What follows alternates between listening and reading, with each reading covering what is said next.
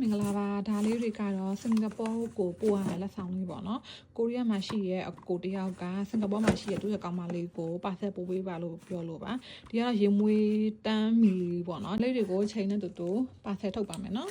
အဲ့တော့ပထမဆုံးအဆင့်ပါဆက်ထုတ်ပြီးသွားတာမကွဲမပြတ်အောင်ပေါ့နော်ကိုရီးယားကအကိုကဒီစာသားလေးကိုပဲကလေးတက်ကမှရေးခိုင်းတာပေါ့နော်ချယ်ရီကစားပိတ်ခါယူထားတဲ့အတွက်ကြောင့်မလို့တတ်နိုင်ဆုံးစားပေးပါတယ်အရှိရကြည့်လို့ရှင်တော့ဒီလိုပုံစံလေးပေါ့နော်အနောက်ကကြည့်လို့ရှင်တော့ဒီလိုပုံစံပါ packaging ကတစ်ခါကွာပါမယ်ပေါ့နော်တစ်ခုကချိန်ငွေလားငါးပုံစံလေးနဲ့လုပ်ပေးထားပါတယ်လို့ရေးပေးထားတော့ left ကိုဒီနေ့လောက်မှကမလား oh no နောက်ထပ်အသေးလေးတစ်ခုကလိုက်ပါမယ်